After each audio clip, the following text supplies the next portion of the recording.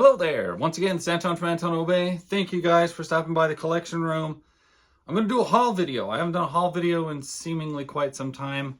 I do other kinds of videos, but comic haul videos don't get done as much as they used to. So I'm going to start off with some of the stuff I picked up recently.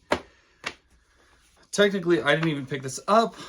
I sent my wife to Coaz, which is a used bookstore in Las Cruces, and I just said, hey, while you're, like, she was there, and I'm like, hey, while you're there, could you see if they have any more Conans in that bin? And if they're $1, just grab me any Conans you find. So she did, and she came home with Conan 44, which I'll take Conan the King. I got issue 40, not bad. For $1, these are of course worth it. King Size Annual number 6, which I thought was a gorgeous cover, which is good on her. And she was like, they had some modern ones in there, and I'm assuming it's probably like IDW stuff. But she's like, I just got you the old ones because they look cooler. So I got Conan the Barbarian number 1. I think it's a mini-series. The Usurper Part 1, yeah. During the world's greatest comics period of Marvel. King Conan 53. Not bad at all. It's got a little crease in the cover, but I don't care about those kind of things. King Conan number 52. And then probably my favorite cover from that lot is Conan the King, number 55, fighting a big old dragon. I thought it was a good looking cover. As you guys know, I love Barbarian titles, but not necessarily Conan. He's not really my favorite character because he's very hard to sympathize with. He's kind of terrible. But anyway, they were good covers and they were $1 an issue. So thank you, Chloe, for grabbing those for me. You guys know that a while back, I had a pretty good assortment of Warlord that I ended up giving away. It felt like the right thing to do at the time.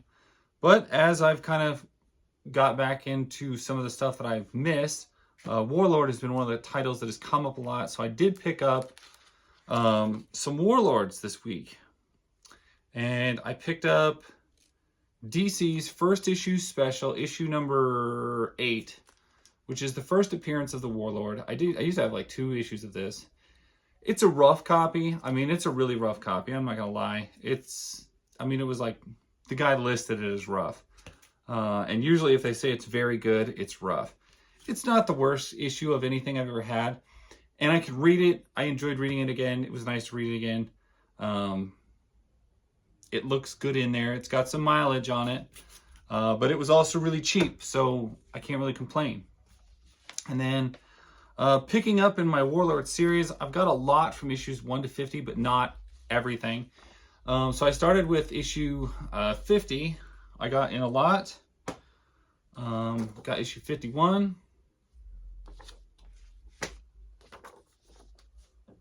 52, cool jet on the cover. Skipped and goes to 54. And I noticed Warlord, out of all DC titles, has a lot of yellow background covers, which is really not ordinary in a lot of comics. So I thought it was kind of weird. Warlord issue number 55, which just the way his shield and that blue oval, this always reminds me of a Thundercats cover. If you just squint, it's a Thundercats cover. Issue 56. And my 2 little lots I bought each had one of those. I got 57. I got a pretty good chunk. I just continued on from where I'm at. I still got to get, I'm light in the early 20s. I need to get more in there. Back up to where the series completes. And I'll get there eventually. Warlord is one series I do want to rebuild. And it's still cheap enough that I feel like I can. There's a lot of the stuff I sold, there's just no way. It's gone up so much, even in the couple years since I sold it. Like, I struggled to get $50, $60 out of my complete run of Dazzler. Complete run of Dazzler is now like $300 freaking dollars. I have no idea, like, it just exploded. But Warlord 61. 64. Warlord always has great covers. They're always good. all of them, they have this great feel to them. The 60-cent cover era, got 2 copies of that one. Just were always my thing. Issue 66.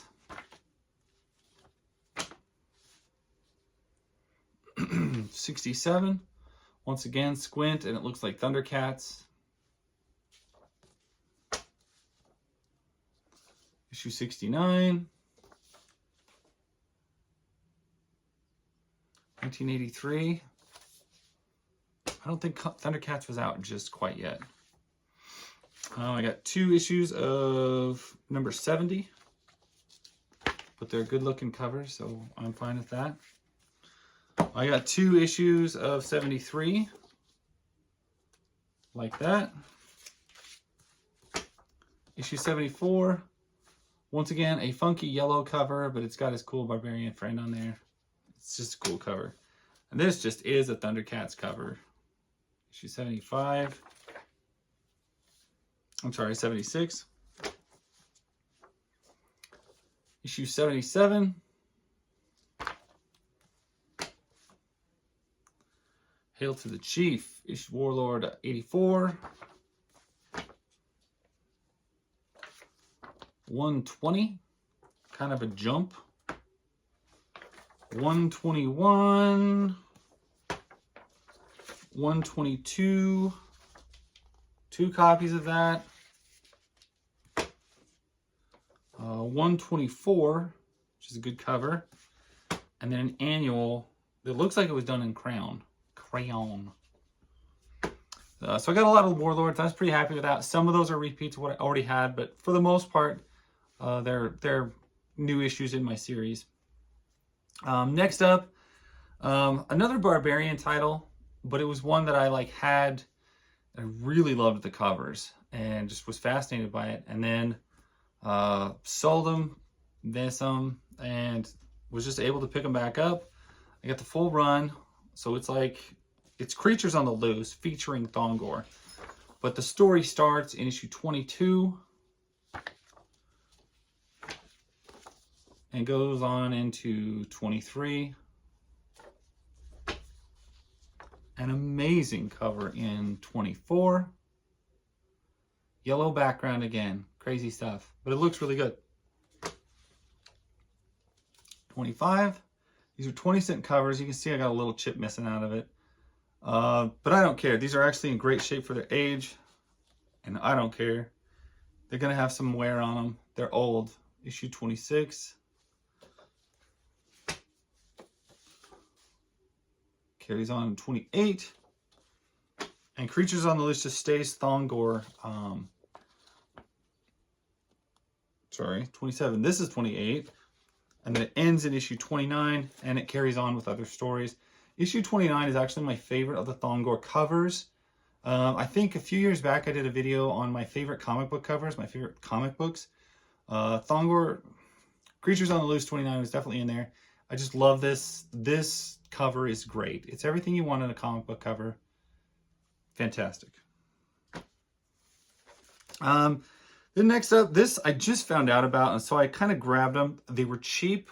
I found a little lot of these on eBay. I think I paid $15 for the set shipped, so I didn't think that was bad. They are $2.99 issue covers, and there's 5 of them.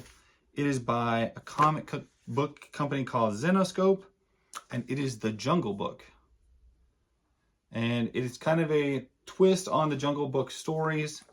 Instead of just one kid named Mowgli, there's 4 kids all dropped in on an island, and it's actually really good. I kind of just thought it would be a candy cover type comic book series, but as soon as I opened it up and started reading one, I was pretty much hooked, and I sat way later than I should have, and wasn't going to go to bed until I finished them all off. Good story. I liked it very much. Issue number 3. Like I said, just a weird interpretation of the Jungle Book. These are, by the way, all the A covers. Zenoscope did a set of B covers, which I actually like better. I could have got the B covers for less, but somebody bought them before I got to them. And then finally, issue number 5. It was a good series. I was very happy with it. And then this is, I mean, it's a comic book, but it's kind of weird. I was at a thrift, or not a thrift, an actual garage sale this Saturday, and came across Adventure Time with Fiona and Cake. Just an Adventure Time with Fiona and Cake trade paperback. And the guy was just wanted $1 for it. I was like, $1? Yeah, of course. Of course I'll give $1 for a trade. Especially if it's Adventure Time and possibly any good with Fiona and Cake. I actually used to love the first few seasons of Adventure Time. Then I kind of phased out of the series hard, honestly, and didn't get back into it. Never have. But I still have a fond memory of the first couple of seasons. I'm warped because the very first season, the very first episode of Adventure Time I ever watched was the one where the Ice King was still human and taking care of the little vampire girl. And it's just sitting here. I've been rearranging my room. I may as well show you this just because it's right here and we're talking about Adventure Time. This has been on my wall for many years. My friend Justin bought me this. It is a creepy, realistic, lifelike painting of the Ice King. And he bought me that just because that was the first episode of Adventure Time I ever watched. Big fan of the series based on that.